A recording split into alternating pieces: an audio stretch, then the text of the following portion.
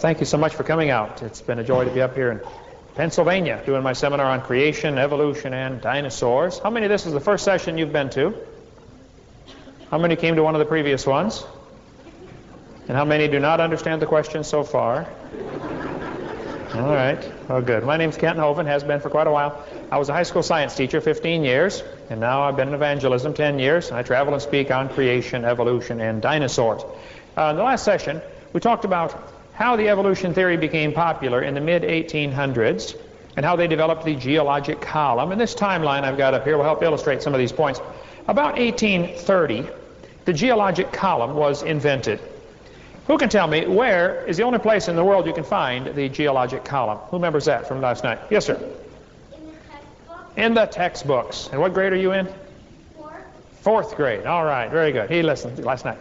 So in 1830, early 1800s, people began rejecting the Bible for a variety of reasons. The Industrial Revolution was going on. There were lots of countries having revolutions to get rid of their king, the anti-monarchy age. It was an age of prosperity and new inventions, and people thought the Bible kind of stood in the way for their lifestyle.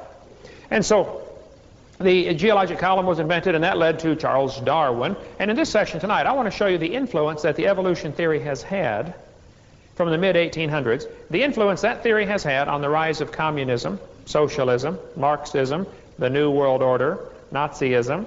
Folks, it all ties together. It's a basic rejection of God. Some people don't want God telling them what to do. I'm going to give you 14 main points we're going to cover tonight as quick as we can. God created the world, number one. Number two, Satan became proud of his beauty or whatever reason, and he thought man ought to worship him. Number three, Satan rebelled against God, but he failed, and he was cursed. His rebellion was, he lost. And so God said he would take the seed of the woman someday to bruise his head. And so Satan deceived and tried to destroy every seed of the woman ever since. He deceived Eve. He lied to her. And there's been a war going on now for 6,000 years since this fall in the Garden of Eden when Satan rebelled against God. And he's using the same tactics now that he used on Eve in the Garden of Eden. Three things he did. First, he tried to raise doubts. Then he tried to deny what God had said, called him a liar. And then he tried to deify mankind. Eve, you can be like God. You get to be, and that's what the evolution theory is all about. Then over the years, he's used all sorts of different people to try to promote his theory and to accomplish his goals of destroying humanity. And that's where some of these isms come in, like Nazism and communism and socialism and the New World Order, coming soon to a city near you. And Satan promises to give all the kingdoms of the world if you fall down and worship him. He's a liar. There have been a lot of groups who are working with the devil. Many of them don't even know they're working with the devil, but they're trying to accomplish his goal of first a new world order and then no population left. Eliminate mankind. So Satan put it into the hearts and minds of some of these super rich zillionaires that it's their duty to rule the world, and they really should reduce the world population. What they don't realize is when they get done doing the devil's work for him, he's going to get rid of them also. That's what the communists have always done. They get a bunch of revolutionaries to go in and destroy a country, and then they execute the revolutionaries. After all, you can't trust them, you know. And tribulation is coming soon, folks. The world's going to have a tribulation like it's never seen before. It's going to be really bad coming up soon. And we might see tribulation. See, tribulation is when the world persecutes us. We're even told we shall see tribulation in this world, but we will not see the wrath of God. Wrath is when God goes after the world. The world's going to come after us, and they have been all along, and they're persecuting Christians all over the world right now. And we might have to see some of that, but we won't see God's wrath. And number 14, God wins in the end. See, I read the last chapter. We win. So in light of all this, what should we do? Well, we should realize God's in control and obey his orders. That's the basic message tonight in a nutshell. Now, let's put some of the pieces together. Put a little meat on these bones here. God created the world. He owns this place. The Bible says, in the beginning, God created the heaven and the earth. But sometime within the first 100 years or so, Lucifer got kind of proud and decided, you know, these people ought to be worshiping me. We know Lucifer did not fall from heaven until after the seven-day creation was done, because in Genesis 1:31, God looked at everything and said it was very good. So Satan hadn't fallen yet. And we know, according to Ezekiel 28, Lucifer was in Eden until iniquity was found in him. And the Garden of Eden wasn't made till day 6. So sometime before Cain and Abel were born, which would have been about the first 100 years, because Seth was born at 130 years of age. I mean, Adam and Eve were 130. So we assume that probably within the first 100 years, Satan got proud. And it tells about it in the book of Isaiah, chapter 14. How art thou fallen from heaven, O Lucifer, son of the morning? How art thou cut down to the ground, which didst weaken the nations? For thou hast said in thine heart, I will ascend into heaven. I will exalt my throne above the stars of God. I will sit upon the mount of the congregation in the sides of the north. I will ascend above the heights of the clouds. I will be like the Most High. See, the devil wants to be God. And he can't be God, of course, so he's all upset about that. And he's trying to destroy everything God ever made to make God look like a failure. He wants to destroy humanity. And I want to show you how the evolution theory is one of his key players, at least in this century. One of Satan's key players to help destroy humanity. The Bible says in Isaiah 14, Yet shalt thou be brought down to the hell, to the pit, to the sides of the pit. Satan loses in the end. God's not nervous about the whole thing. Now, we're in the middle of the war right now, but God already knows how it's going to end, and so do we if you read our Bible, and so we don't need to be nervous. I think we do need to be busy. Now's the time to get to work. Someday the people are going to look at Satan, look at him narrowly, and say, is this the man that made the earth to tremble and did shake the kingdoms, that made the world as a wilderness and destroyed the cities thereof and opened not the house of his prisoners? Is this the guy that did all that? We're going to be amazed how puny Satan is when we get to see him cast into hell. Genesis chapter 3. The Lord said unto the serpent, Satan, because thou hast done this thing, cursed art thou above all cattle. The Lord put a curse on Satan, and he told him in verse 15, someday the seed of the woman will bruise your head. You shall bruise his heel, and he shall bruise your head. And when Satan got Jesus crucified on the cross, that was a bruise in the heel. A bruise in the heel is painful, but it's not fatal. Jesus rose from the dead. And now someday he's going to mash the devil's head. Now that's fatal. I can't wait for that day to happen. There's been a war going on, folks, for a long time. Satan decided he wants to destroy every seed of the woman, trying to save his own hide. And this battle's been going on for a long time. So the serpent said to the woman, Yea, hath God said? Oh, question God's word. Then he said, Ye shall not surely die. Deny God's word. And then he said, Ye shall be as gods. Deify mankind. And those same three tactics he's going to use on you today. Doubt, denial, and deification of man. Adolf Hitler said, if you tell a lie long enough and loud enough and often enough, the people will believe it. He said they're more likely to believe a big lie than a small one, too. Hey, if you're going to tell somebody things are going to happen to you that are good, you might as well tell them, hey, someday you're going to be a god. Wow, that's a big lie. They'll believe a big lie. And he's using those same three lies today.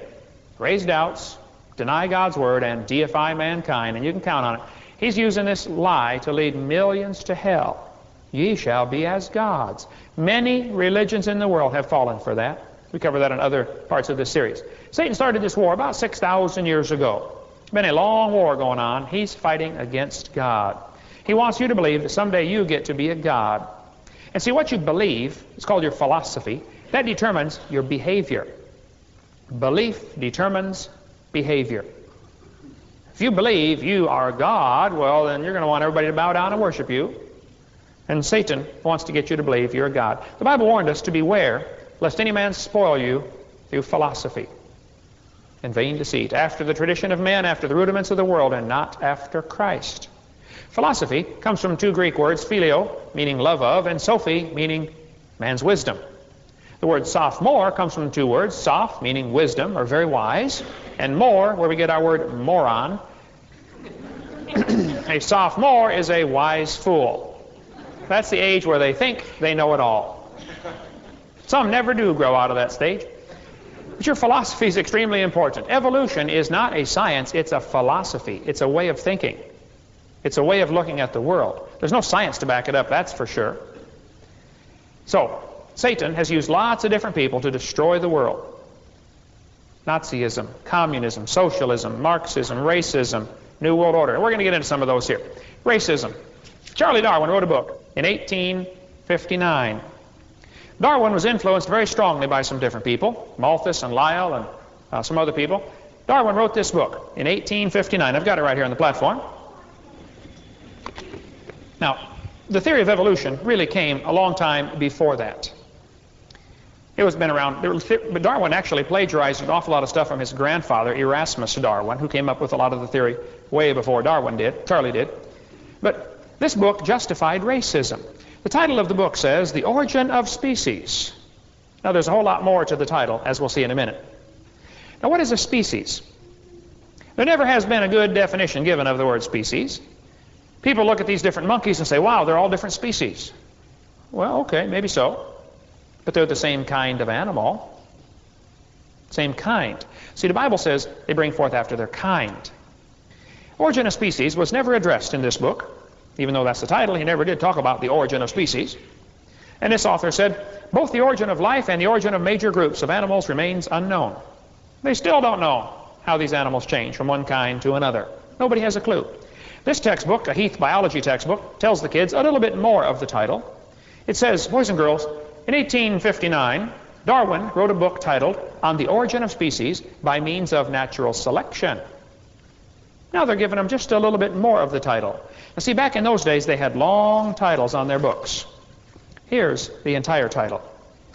The Origin of Species by Means of Natural Selection, or the Preservation of Favored Races in the Struggle for Life. Favored races. Ooh, Charlie, that's not politically correct. Well, back in 1859 it was. Almost everybody was a racist. 1859, you could buy and sell slaves. Darwin said in this book right here, 243, thus from the war of nature, from famine, from death, the most exalted object which we are capable of conceiving, namely the production of higher animals, directly follows. In other words, death and suffering is good? Oh yeah, that's his philosophy. Charlie was a strange guy. He thought natives were just advanced animals. Of course, in 1859, Negroes were for sale. Slavery was here in America, folks. They bought them and sold them like cows. And you got to understand, Darwin's book hit the market at just the right time to justify what was already happening. I want you to look at the attitude of some of these people. This is Henry Fairfield Osborn, major evolutionist. He was going to testify in the Scopes monkey trial against the creation movement. He was considered a key witness for evolution. He said the standard of intelligence of the average adult Negro is similar to that of the 11-year-old youth of the species Homo sapien. How long would a professor keep his job today if he said that? How about Thomas Huxley, who went around pushing Darwin all over the place? Huxley said, no rational man, cognizant of the facts, believes that the average Negro is the equal, still less the superior, of the white man.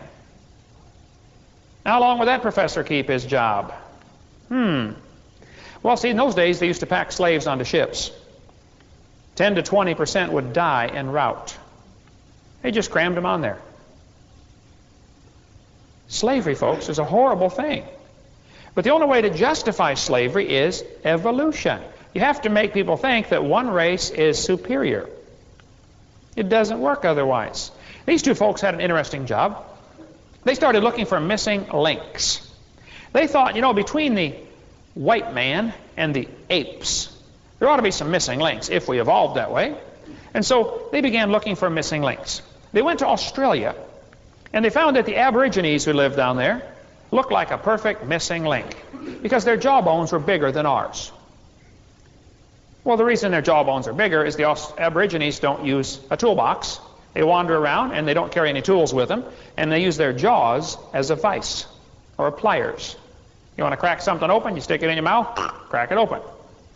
And because they're constantly using their jaw muscles more than we are, their jaw muscles get lots bigger. And because their muscles get bigger, it makes the bones get bigger. Any bodybuilder knows the more you build the muscles, the bigger the bones get, eventually. I mean, take a look. It's obvious, right? So the Aborigines have bigger jaws because of their lifestyle, not because of evolution. But they began dragging these Aborigines in, enslaving them, killing them, sending them off for museum samples. A New South Wales missionary was the horrified witness to the slaughter by mounted police of a group of dozens of Aboriginal men, women, and children. 45 heads were then boiled down, and the best 10 skulls packed off for overseas. You know, they rounded up the Aborigines and shot them just to get their skulls to put in a museum. You know where a whole bunch of them are? Not far from here. The Smithsonian has 33,000 of them in the basement right now. The Smithsonian has been very involved in covering up many major discoveries, like the giant skeletons that are found. Skeletons 8, 9, 10, 11 feet tall. The Smithsonian comes in to investigate them, and they kind of disappear, get locked up someplace and never seen again. See, they believe in evolution, and they want you to think we started off like a chimpanzee and we're getting bigger and better and stronger and smarter. And the idea that man used to be bigger and smarter than today doesn't go the way they want people to believe. Got a great book on that. You can read about Far Out Adventures, a huge book on the finds that have been kind of mysteriously eliminated, disappeared. But they've got skeletons in their closet they'd like to hide, I'm sure. Now, that doesn't mean everybody that works there is bad. I'm sure there's a lot of good people that work there. But somebody has got an axe to grind at the Smithsonian. Oda Benga was taken away from his family. He had a wife and 2 kids. He was put in a cage with chimpanzees as part of an evolution display. He went insane and killed himself. St. Louis World's Fair in 1904 had a display of pygmies to show how they hadn't evolved as far as the white man. That was in 1904, folks. Charles Darwin thought women were inferior. He said, a married man is a poor slave, worse than a Negro. Now let me ask you a question. If a professor said that today, how long would he keep his job? Or his life? And yet they've got schools all over this county that are praising Darwin for being such a great scientist. He was a racist and a woman hater. He finally married his first cousin, Emma Wedgwood. Nobody else would have him. Darwin said the chief distinction in the intellectual powers of the 2 sexes is shown by man's attaining to a higher eminence in whatever he takes up than the woman. Whether requiring deep thought, reason, or imagination, or merely the use of senses and hands, the average of mental power of man must be above that of woman. A nice guy, huh? Thus, man has ultimately become superior to woman, poetry, strength, voice, etc. Darwin had a little ego problem, I think. But this attitude rubbed off on all sorts of folks. It rubbed off on Theodore Roosevelt. Theodore Roosevelt thought the Indians were an inferior species. See, once you start thinking that different colors of people are superior to others, there's no telling where that's going to lead. Roosevelt said, I wish very much the wrong people could be prevented entirely from breeding. Who's the wrong people, Teddy? Well, Teddy thought the immigrants from Europe, Scotland, Ireland, and the Orient were a threat to American society. How many of you have ancestors from one of those places? Nearly everybody in the room, right? See, you're inferior, according to him. In 1871, Congress scrapped all treaties with the Indians. Why did they do that? Well, you see, our congressmen, many of them believed in evolution, or at least they were racist, who thought that one species was superior to another, and they thought the Indians were an inferior species, and really it's best if the white man comes in and takes over their territory. That was the thinking, folks. You ought to read about the Trail of Tears and see how the racism played into that. Now, that started way before Darwin came, but they were persecuting the Indians. First, you got to vilify them. You call them savages in the newspaper. You know, call them savages. Make sure everybody thinks they're horrible. And then when you go in there and you're mean to them, nobody gets upset about it. See, this evolution philosophy really has played a big part in all through history. It's also the foundation for communism and Nazism and socialism. The whole idea is that man can become a god. He can have the power over other people. So man, in his attempt to, or Satan, I'm sorry, in his attempt to get a new world order, has used all sorts of people. He uses man's natural lust for power, for riches, for beauty, and for knowledge. He knows these things people have. Lucifer had the same problem in Ezekiel chapter 28. His heart was lifted up because of his riches and because of his beauty. The Bible talks about the lust of the flesh, the lust of the eyes, the pride of life. Those things will destroy you. The Bible says the love of money is the root of all evil. See, when people get this lust for money, they've got money, they want more. Nothing wrong with money. But when it becomes your master, boy, it's all downhill from there. Love of money, root of all evil. That's what happened to John D. Rockefeller. You ought to read some of the books I've got in my back of my seminar notebook in the recommended reading about Rockefeller. When you understand how Rockefeller is tied in with the pharmaceutical industry, the drug industry, the dental industry, it'll make you just shake your head and say, wow, the love of money is the root of all evil. Well, I don't want to go off on too many rabbit trails here, but call me sometime. I'll just explain all kinds of things, like why we have fluoride in our toothpaste, and it's dangerous and shouldn't be there. And why we have drugs instead of nutrition to try to get people healthy. You get into Carnegie. Carnegie started a foundation purposely to keep creation out of the schools. Eugenia Scott is the president today of the foundation started by Carnegie. It's called the National Center for Science Education. Sounds real nice, doesn't it? They send out pamphlets to schools and teachers and principals all over America telling them, don't let creation come into your schools. It's okay to teach creation in your schools, folks. You got nothing to worry about. But all through history, there's been attempts at a new world order, a one world government. Communism and humanism tie into this very strongly. Communism is based on the idea that man is the ultimate authority. There is no God. So man becomes God. The communist rules for revolution were accidentally discovered in 1919. I think a guy was shot, a spy was shot, and these were found in his pocket, I believe is the way the story went. But these are the communist rules for revolution. Here's how they intend to take over the world. Number one, corrupt the young. Get them away from religion. Number two, break down the old moral virtues. Number three, encourage civil disorders and a soft government attitude toward crime. Have you noticed how many criminals get off with light sentences these days? Where'd they get this idea of 3 strikes and you're out? Well, he's only murdered 2 people. Yeah. 1 strike and you're out. For certain crimes, man, we have lost our biblical basis of taking care of prisoners and taking care of, punishment of evildoers. We've got a long ways away from what the Bible says, folks. They're encouraging a soft government attitude toward crime. And then divide the people into hostile groups. Get the people's minds off their government. Focus their attention on athletics. I wonder how many of you have your attention focused on athletics instead of government. I wonder how many of you in this room know more about sports than you do about government. Working, isn't it? Back in 1896, there were 311 athletes in the Olympics. Nobody cared. 1996, 100 years later, there were 13,000. Somebody ought to figure out how much money is spent on sports.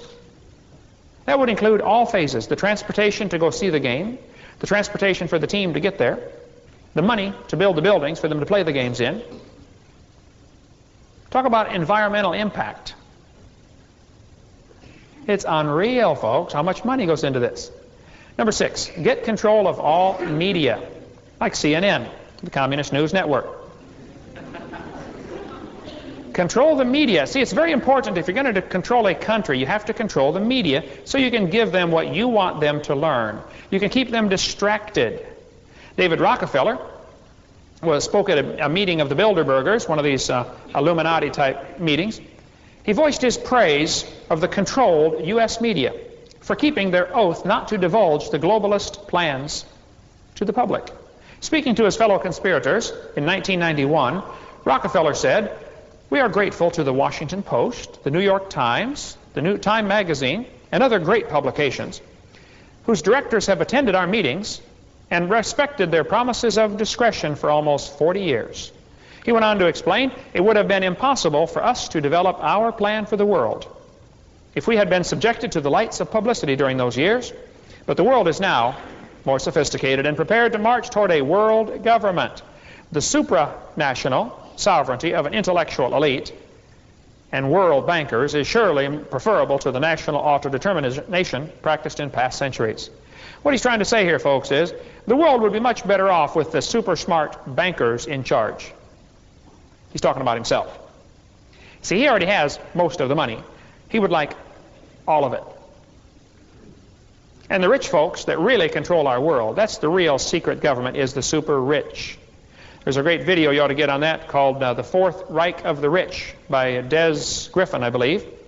Or you can get the one, oh, there's several good things on that. Call me out in my office, I'll get some stuff. Let me give you some quotes here, though, from major news people, like Richard Cohen, who said, "We are going to impose our agenda on the coverage by dealing with the issues and subjects we choose to deal with." CBS News president said, "Our job is to give people not what they want, but what we decide they ought to have." So you can count on it. If something is real big in the news, like O.J. Simpson for 13 months, they're trying to distract you from something that's really happening. Whatever is big in the news is not what's important. It's a distraction. It's a smokescreen. They're hiding something else. Like when they tried to impeach Bill Clinton for Monica Lewinsky, that was a smokescreen. They should have tried to impeach Bill Clinton for Chinagate. They should have gone after him for treason, not for a sexual affair with Lewinsky. And I don't know how our senators got figured out the idea that it's their job to decide whether he should be removed from office or not. It looks to me like the Constitution says the House of Representatives decides if he should be impeached, and they decided he was. And then the Senate has a trial to see if he's guilty of what they said. Not should he be removed from office, but was he guilty? Folks, we got a problem in our country. Gone a long ways from the Constitution. Herman Dismore said, "The New York Times is deliberately pitched to the liberal socialist point of view. News reporters are certainly liberal," Walter Cronkite said. "News media in general are liberals," Barbara Walters said. Number 7, destroy people's faith in their leaders. These are the communist rules for revolution. Number 8, cause the registration of all firearms. Why would you want to register all the firearms? Every dictator wants to control who has the guns. That way he can control who can resist. Lenin said, "One person with a gun can control 100 people without one." Watch TV when they got one guy with a gun come into the bank and tells everybody, "Lay down on the floor." One guy's got the gun, everybody lays on the floor, right? See, the communist people know this. The person with the gun is in control. Everybody else is in fear. Every dictator, Lenin, Stalin, Hitler, everyone has called for gun control because they want to have the power. It goes back to Satan's lie, "Ye shall be as God." And our founding fathers gave us the Second Amendment, Article 2. They were pretty smart guys. They said, you know, folks, if the government fears the people, we can have freedom. But if the people ever fear their government, now you have tyranny. And so they gave the Second Amendment as a last ditch, as a last stop or shield of defense against the government. What if the government goes bad? So they broke it up into 3 powerful groups. Senate, or the House of Representatives and Senate, which is we got the legislative branch, the executive branch, and the judicial branch. Each one has checks and balances over the other. But our founding fathers said, just in case the whole thing goes bad, every citizen should be allowed to have a firearm. Second Amendment, the right to keep and bear arms. Now this Brady bill that was passed to take away machine guns is terrible, folks. That's unconstitutional law. Ought to be repealed. You say, Brother Hovind, you don't need a machine gun to go duck hunting. Well, you would get a lot of ducks. But you don't understand, folks. The purpose of the Second Amendment is not so you can go duck hunting. The purpose of the Second Amendment is so you can defend yourself against your own government. Just in case. Now, I believe in gun control. I really do. Gun control is being able to hold it steady and hit the intended target. That's gun control. Adolf Hitler said, "This year will go down in history. For the first time, a civilized nation had full gun registration. Our streets will be safer, our police more efficient." Boy, were they. And the world will follow our lead into the future. Hitler was a big advocate of gun control. They went around and made sure every gun was registered so they knew who had the guns. And then it's a simple matter. Surround the block, march through. Mr. Jones, I understand you have a gun. We'd like it, please. That's what they do, folks. Janet Reno said, gun registration is not enough. Waiting periods are only a step. Registration is only a step. The prohibition of private firearms is the goal. Well, she got that idea from Karl Marx. She has a Marxist philosophy, not a biblical or a Christian or a constitutional philosophy. That's a Marxist philosophy, a way of thinking. Howard Metzenbaum, senator from Ohio, said, what good does it do to ban some guns? All guns should be banned. Well, guess where Metzenbaum got that philosophy? From communism. Sarah Brady, from the Brady Bill, said our task of creating a totally socialist America can only succeed when those who would resist have been totally disarmed. Interesting. Bill Clinton said, every community in the country could then start doing major weapons sweeps and destroying the weapons, not selling them. See, Bill Clinton has a Marxist philosophy. He was influenced by Karl Marx. Lots of folks have been influenced by that philosophy. See, the communists will say they want peace, but their definition of peace is different than ours. Their definition is the absence of resistance. When everybody stops fighting against communism, we will have peace.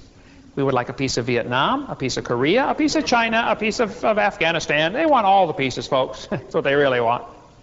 Karl Marx, the father of communism, tried to dedicate his book to Charles Darwin. On the title page he wrote, dedicated to Charles Darwin from a sincere admirer, Karl Marx. Karl Marx knew his theory of communism would not succeed without evolution.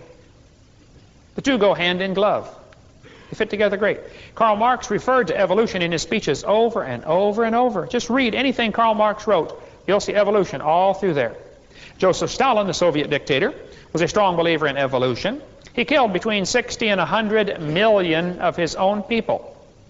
I spoke in the Ukraine. Who's the family here from the Ukraine? Wasn't there one here? Last night there was a family. Back there, okay? I spoke in the Ukraine. You know, 10 million people were killed by Stalin in the Ukraine.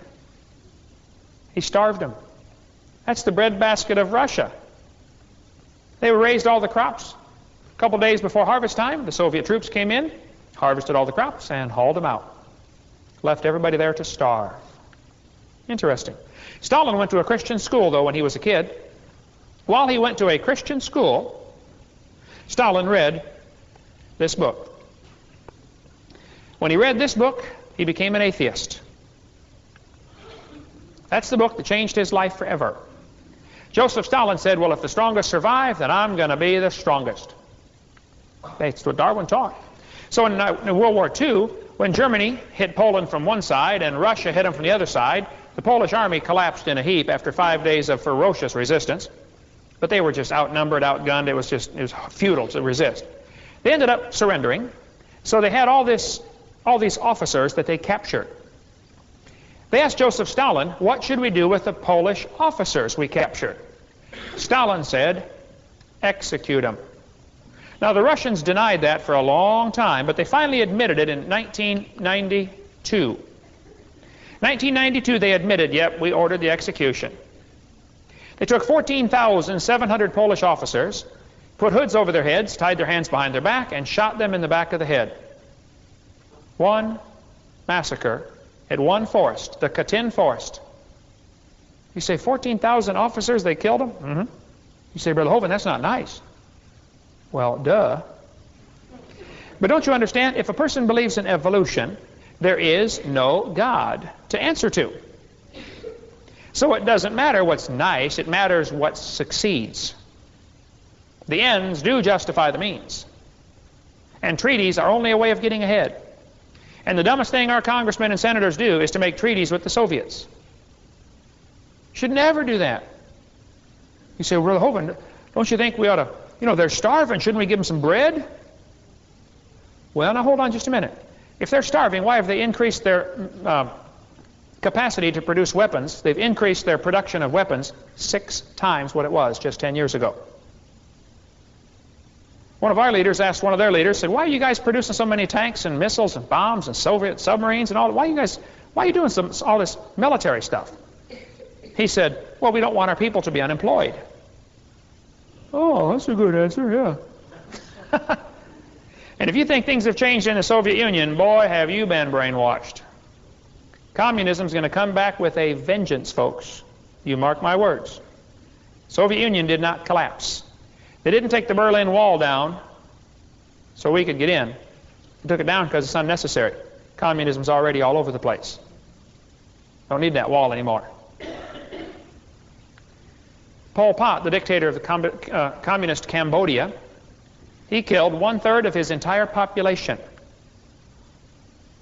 Executed them. We've got people in Pensacola, Florida. They are the only survivor of their family. I met a guy the other day at the photography shop. Everybody in his family, mother, father, aunts, uncles, brothers, sisters, everybody was murdered by Pol Pot. He's the only survivor.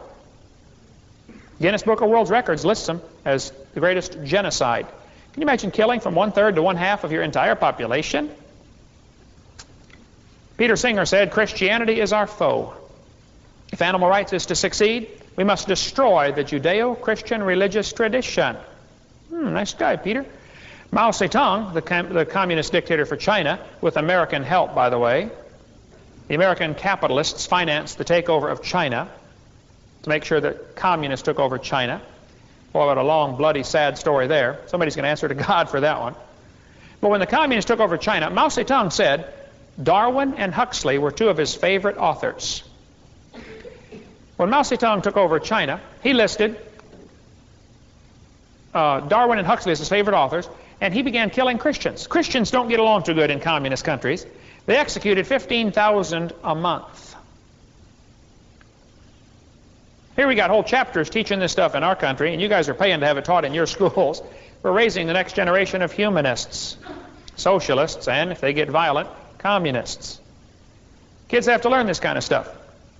Life arose from non-living matter present on early Earth. That's not a scientific fact. That's a fairy tale. But that's the stuff they're tested on. This author said, creationism should be discriminated against. No advocate of such propaganda should be trusted to teach science classes. If a teacher starts teaching creation in their public school, even though legally they can, they run the risk of losing their job. Ask anyone that teaches in a public school, and they'll tell you they fear talking about the Bible or creation for fear they might lose their job. There's always that, look over my shoulder kind of thing, like, who's going to catch me? There's no law that says you can't, but they know there will be persecution. An Iowa professor said, you should fail any student, no matter what the grades are, if you find out he's a creationist. Furthermore, the department should have the right to retract the grades and possibly his degree if he becomes a creationist later. Boy, they're real excited about doing what's right, aren't they? Our founding fathers said, we hold these truths to be self-evident. All men are endowed by their Creator. See, the reason this evolution ties in so much with a New World Order, if there's a Creator, then we get our rights from the Creator. And our founding fathers who started this country believed that rights come from God.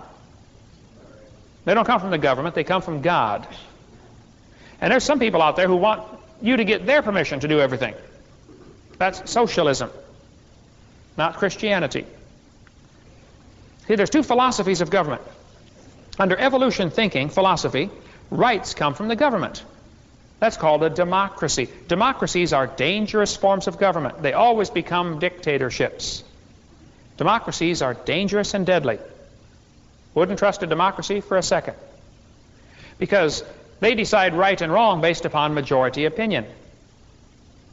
I get pretty worried when I see our news media putting up all these polls, deciding what's right and wrong based upon a poll. Oh, no, you better decide right and wrong based upon the law. Our leaders today are governing, which way's the wind blowing? We need some statesmen that'll stand up and say, I'm going to do what's right because this is what the law says. There's a different philosophy of government based upon creation thinking, which says laws come from the Creator, and rights are unalienable. You can't put a lien against them. That's called a republic, where the law is supreme. Mr. Yefremov, his daughter married Bill, who works for me, and his other son, David, works for me. He has 5 children. Mr. Yefremov came to my house. He lives a couple blocks away. He's from Ukraine. He came to my house about a year ago, and he set his high school diploma on my table. He said, "Mr. Hovind, this is my high school diploma." I thought, yeah, you got 5 kids, 2 in college. What are you handing me your high school diploma for? He said, "Brother Hovind, you don't understand. I just got it in the mail." I said, "Okay." He said, "You don't understand." He said, "I was raised in the Ukraine, in Soviet Union." He said, "My high school graduation was coming up. I had very good grades." He showed me his report card. He said, "I had very good grades, but we had to take a test to graduate from Soviet Union high school. One of the questions on the test said, 'Do you believe in evolution?' I said, 'No.' And they refused to let me graduate. They just sent me the diploma 35 years later. Long, interesting story of why they sent him the diploma, too. You can call me sometime, we'll talk about that. That was great. But these humanists have decided to use the school system to spread their humanism and communism. Every public school is supposed to be a school of humanism. They know the Sunday school cannot compete just an hour a week. They've got all the kids for 6 hours a week, 6 hours a day, 5 days a week. Do humanists believe in a supreme being? Oh yes, that supreme being is man. That's what the humanists believe.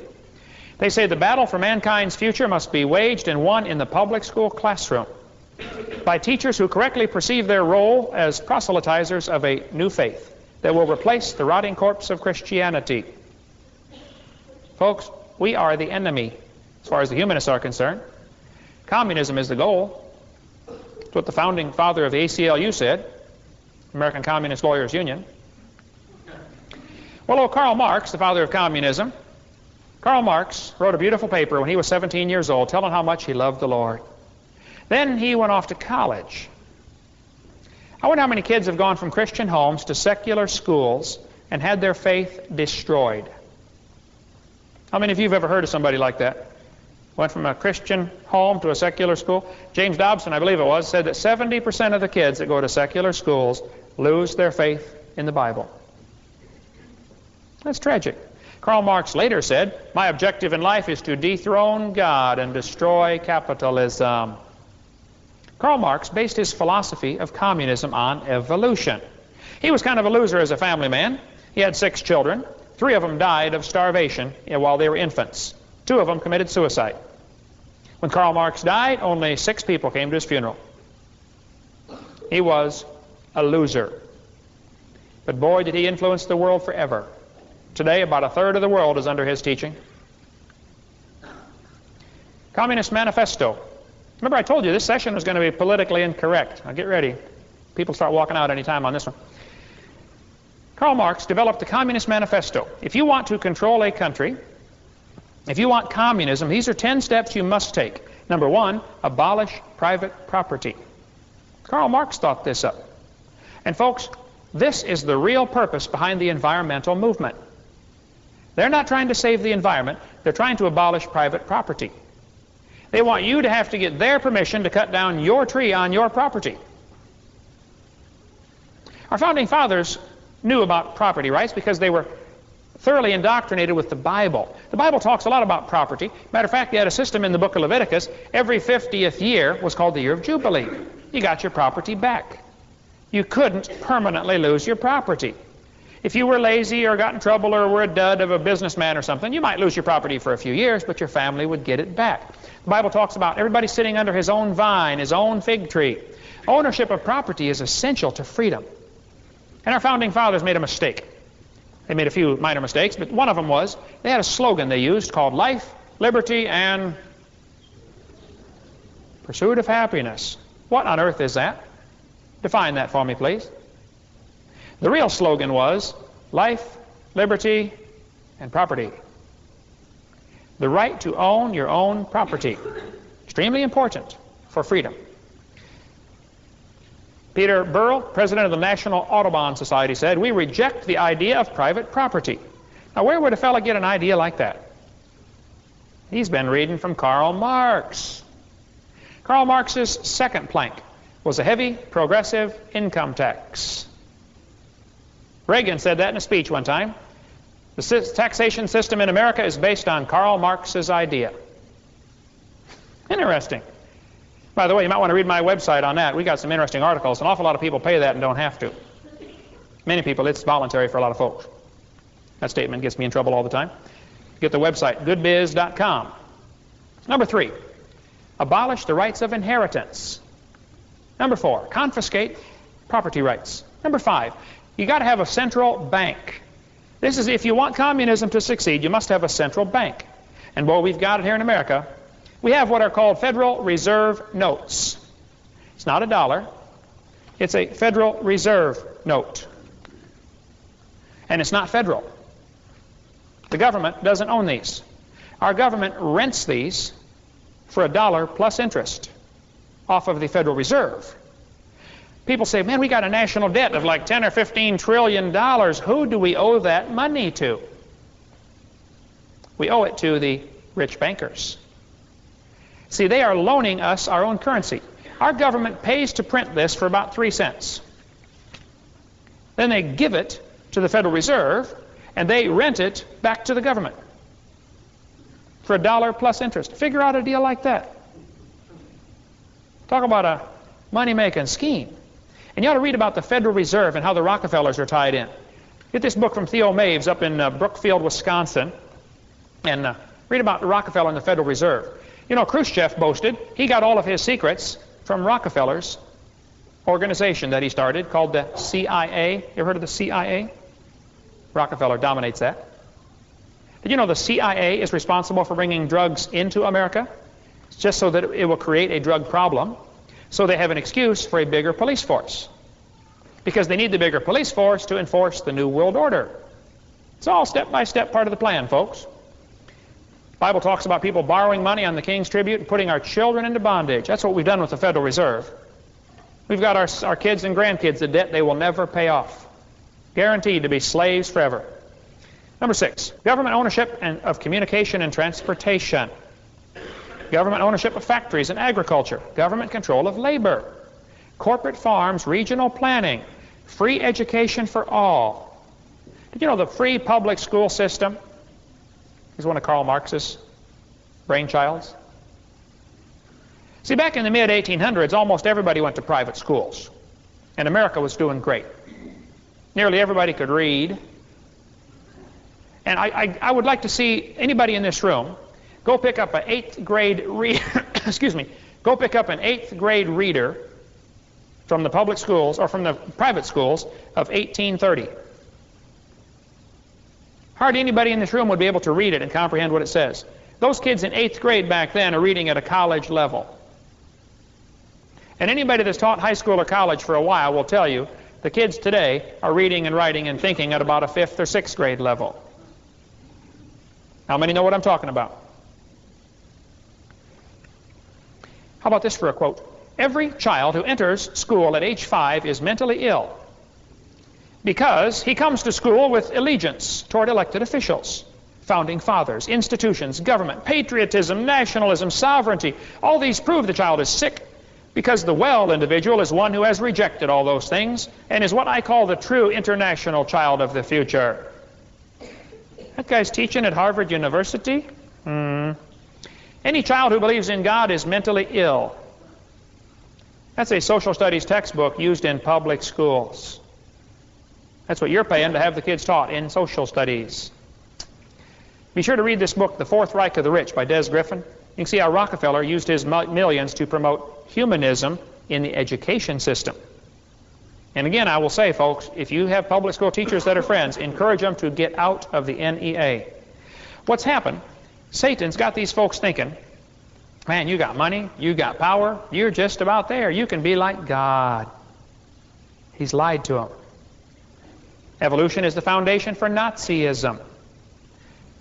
Mussolini and Hitler and Joseph Stalin and all these dictators, even though they fought on opposite sides of this war, they had the same philosophy that people are expendable.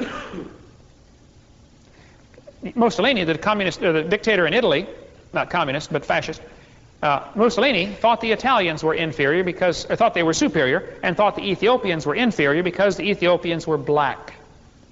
They went down and slaughtered the Ethiopians because they were black. Hitler was a strong believer in evolution theory. Hitler believed the Germans were the superior race that deserved to rule the world. Hitler wrote this book, Mein Kampf. In this book, Hitler talked about higher races, lower peoples. He said nature does not desire the mating of weaker with stronger individuals. Even less does she desire the blending of a higher with a lower race. Who's a lower race, Adolf? Hitler offered to send the Jews, who he thought were the lowest race. He said, I'll send them to anybody that'll take them. I'll give them to you on luxury ships. Who wants them? Did you know America closed their doors to the Jews in 1938 and refused to let the Jews come over here? Because our leaders thought they were inferior species. I was in New Hampshire speaking. I went to Keene State University, to the Keene State University Library. And there they've got a whole bunch of books about Hitler and the Holocaust. A whole section of the library just about Hitler. And I like to read I read lots of stuff about Hitler. So I went and talked to the librarian, and I said, sir, can you tell me, why did Hitler kill the Jews? Why not somebody else? Well, he killed a lot of people, but why did he hate the Jews so bad? He said, well, Hitler had a list he was going on. I said, sir, I'd like to see that list. Here's Hitler's hit list, folks. Hitler thought the Nordic, Norwegian, blonde-haired, blue-eyed, were close to pure Aryan. That was the supreme race, he thought. Did you catch all that? Blonde hair, blue eye, Norwegian, vår står till idag. Hitler thought the Norwegian Nordics were the supreme race. They're the top. Under them was the Germans with brown hair and blue eyes, or less desirable brown-eyed. He thought they were predominantly Aryan. He said the Mediterraneans were slightly Aryan. The Slavics were half Aryan, half ape. The Orientals, Chinese, Japanese, Filipino, they are slightly ape. He said the black Africans are predominantly ape. The Jews are close to pure ape. That's what they taught their folks.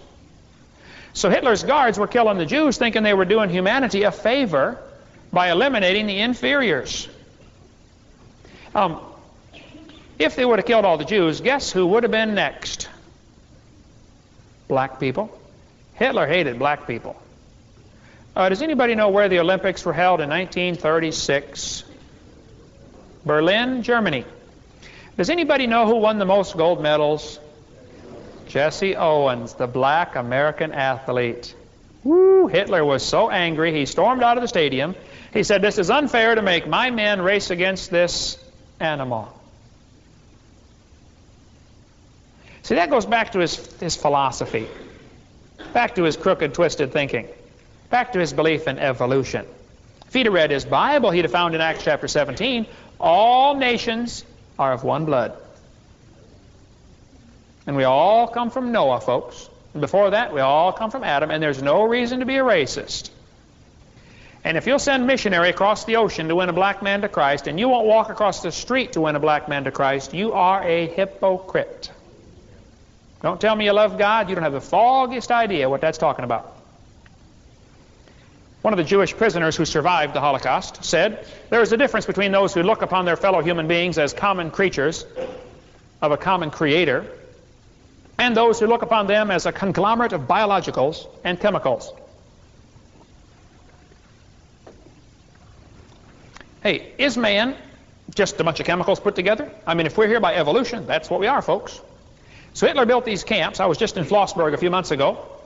Did your husband come tonight from Germany? Okay. He was raised over there. He was one of Hitler's youth, up to 10 years old, wasn't he?